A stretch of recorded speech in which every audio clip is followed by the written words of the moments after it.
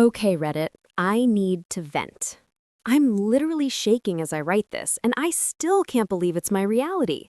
This whole situation is like some twisted movie, and I'm the unsuspecting protagonist who just got her heart ripped out and stomped on. First, a little background about me. I'm a figure skater. It's been my life since I was 5 years old. The rink is my sanctuary, the ice my blank canvas. I've sacrificed weekends, parties, and even friendships for this sport. But I loved it. I loved the feeling of gliding, the rush of air in my face, the satisfaction of landing a perfect jump. And then there was Mark, my rock, my supporter, my biggest fan. We'd been together for 5 years, met at a competition, and honestly, I thought he was the one. He was always there, cheering me on from the stands, wiping away my tears when I fell, celebrating my victories with genuine joy. I trusted him with everything. I shared my dreams, my fears, my deepest secrets. I thought we were building a future together. But looking back now, there were signs. Little things that I brushed off as him being busy with work or just having a bad day. He'd start working late more often, his phone always face down on the table. He became protective of his privacy, claiming he needed some me time. And the intimacy? Well, it slowly started to dwindle, replaced by half-hearted hugs and quick, distant kisses. I, naively, attributed it to stress. His job was demanding, and I know I can be a handful when I'm in full training mode. I tried to be understanding, giving him space and initiating date nights to bring back the spark. But the gap between us only seemed to widen. Then, one raining Tuesday afternoon, everything crumbled. I was at home, taking a rare break from training, and I was scrolling through a popular dating app. Yes, I know what you're thinking. Why was I on a dating app? Well, curiosity killed the cat, right? A teammate mentioned she'd seen someone who looked suspiciously like a local coach, and, well, the rest is history. And there he was, Mark. My heart stopped. The world seemed to tilt on its axis. My fingers trembled as I clicked on his profile. It was unmistakably him, the same cheeky grin, the same blue eyes that used to melt me. But the description was different. He was looking for casual fun and no strings attached. He claimed to be single and ready to mingle. I felt like I'd been punched in the gut. The air was sucked out of the room, leaving me gasping for breath. The walls, usually so familiar, seemed to close in on me. The soft scent of his cologne, lingering in the air, now felt like a taunt. This wasn't just a simple indiscretion. This was a calculated, long-term deception. My mind started racing, connecting all the dots I'd ignored for months. The late-night meetings, the secret phone calls, the sudden need for business trips. It all made sickening sense now. The next few hours were a blur of tears, rage, and a profound sense of hollowness. I screamed into my pillow. I smashed a mug against the wall. I just couldn't process the magnitude of his betrayal. The man I loved, the man I trusted implicitly, had been lying to my face, sharing his body and affection with others, all while I was planning our future. It was a cold, hard slap of reality. The fantasy I'd built, the perfect love story I thought I was living, it was all a sham, a carefully constructed lie, and I was the punchline. I didn't confront him immediately. I couldn't. My legs felt like they were made of lead, the same way they do after a grueling 4-minute-long program when your lungs are screaming for air. I sat on our velvet sofa, the one we picked out together because it matched the deep blue of my favorite competition dress, and I just stared at his profile picture. He was wearing the sweater I bought him for Christmas. Then the skater brain kicked in. Discipline, precision, analysis. I didn't just want to know he was on an app. I wanted to know how much of my life had been a ghost story. I went to our shared iPad. He'd forgotten to log out of his cloud sync. It took me 10 minutes to find the hidden folder in his photos. My stomach did a triple axel and crashed straight into the ice. There were screenshots of flights to cities he said were for work conferences. There were photos of hotel room service trays with 2 champagne glasses. The worst part? The dates. One set of photos was from the weekend of my sectionals last year.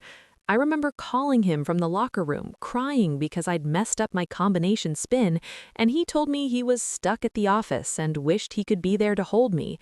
He wasn't at the office. He was at a boutique hotel 3 towns over with someone whose face was blurred out in a mirror selfie. The sensory details of that realization were sickening. The smell of the vanilla candle burning on our coffee table suddenly made me want to gag. The soft texture of the rug under my bare feet felt abrasive.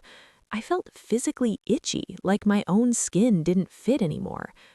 I looked at a photo of a woman's hand resting on his knee, a hand with manicured red nails, nothing like my own calloused, taped-up fingers. He'd been living an entirely different life in the margins of mine. Every "I love you" he texted me while I was at the rink was sent while he was likely looking at someone else. I waited for him to come home. I sat in the dark living room, the only light coming from the iPad screen glowing with the evidence of his double life. I heard his key turn in the lock, that familiar metallic click that used to bring me peace. "Hey babe, why are the lights off?" he asked, his voice sounding so normal, so safe. I didn't say a word. I just turned the iPad screen toward him. The silence in the room was deafening. The kind of heavy, pressurized quiet you feel right before the music starts for a long program. Mark stood frozen in the doorway, his gym bag still slung over his shoulder. The blue light from the iPad reflected in his eyes, illuminating the exact moment his perfect boyfriend mask shattered. "I can explain," he whispered. That phrase, the universal red flag, I felt a hysterical laugh bubbling up in my throat. "Explain which part, Mark? The work conference in Aspen while I was icing my shins alone? Or the casual fun you're looking for on an app while we're picking out engagement ring styles on Pinterest?" He didn't move.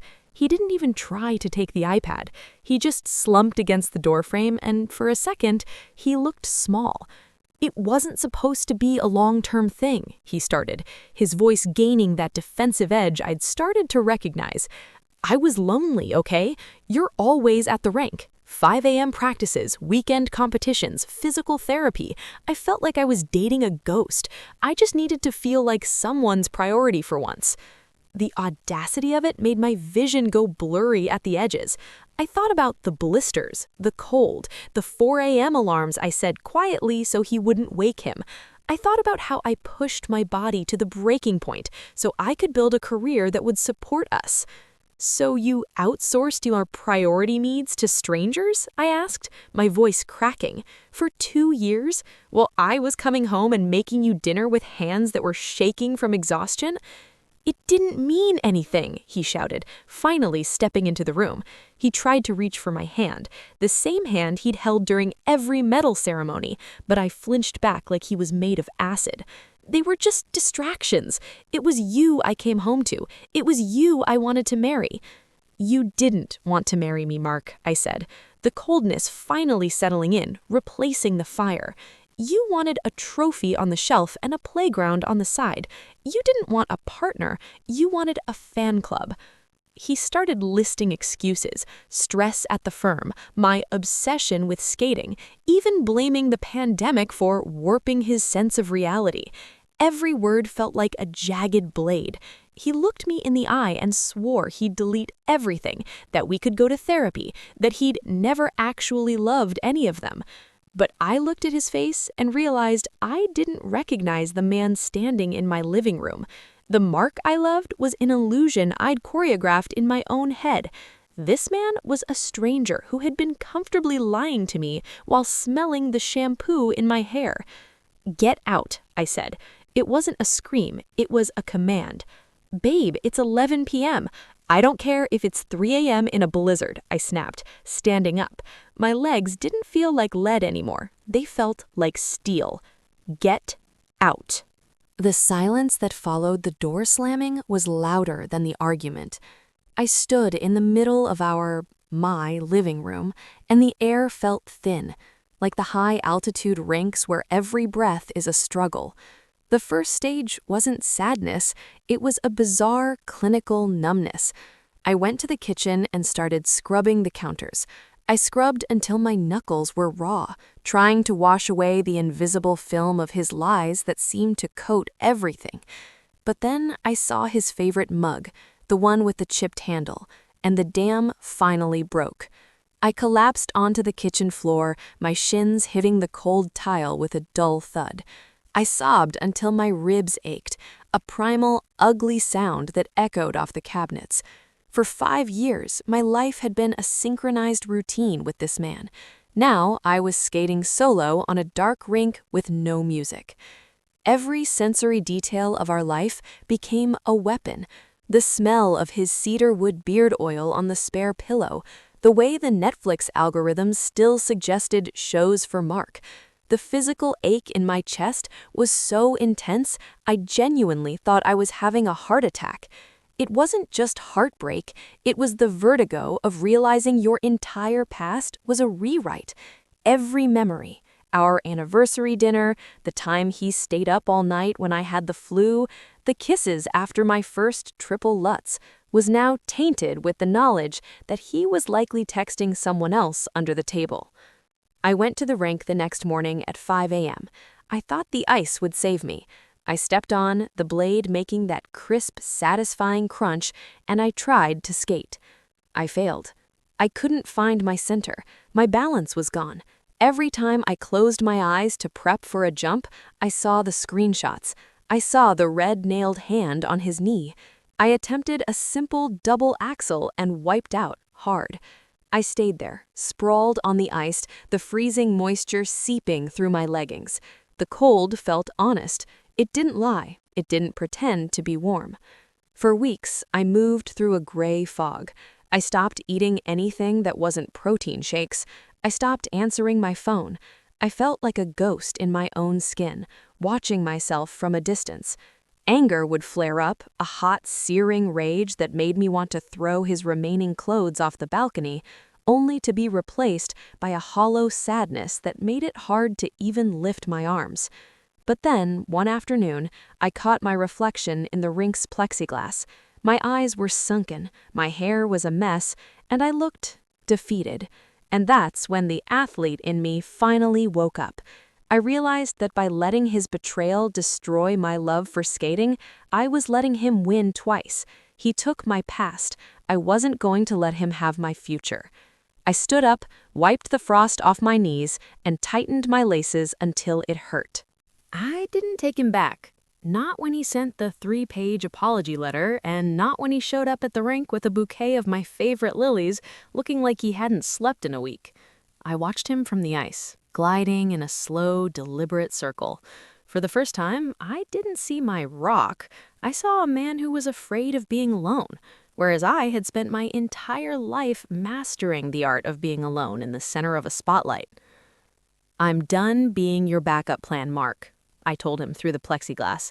I didn't even stop skating. I just kept moving, finding my rhythm again. The resolution wasn't some grand cinematic moment. It was a series of quiet, disciplined choices. I packed his remaining things into cardboard boxes, the sweaters, the books, the spare toothbrush, and left them with his brother. I changed the locks. I scrubbed the shared digital trail, deleting every photo that felt like a lie until my camera roll was just ice, costumes, and my teammates' blurred faces. I leaned into the physical pain of training. Every fall on the ice felt like a purge. If I could survive a bruised hip and a twisted ankle, I could survive a bruised ego and a shattered heart. The sensory details of my life shifted. The smell of the cold rink air became my perfume, and the sound of my blades cutting the ice became my heartbeat. I realized that my skating wasn't a distraction that drove him away. It was the very thing that made me whole, and he was just someone who couldn't handle a woman with a passion larger than his own ego. The lesson. If there's one thing figure skating teaches you, it's that your center of gravity has to come from within. If you rely on someone else to hold you up, you'll fall the second they move. To anyone sitting on their kitchen floor right now, clutching a phone full of evidence, trust your gut the first time it whispers. We often ignore the glitches in the routine because we're afraid of the fall, but the fall is where the growth happens. I learned that betrayal isn't a reflection of my worth, it's a reflection of his lack of integrity. You can be the most beautiful program ever choreographed, and the wrong judge will still give you a low score. Don't change your routine for them, just find a better panel. I'm skating solo now, and honestly, the ice has never felt smoother.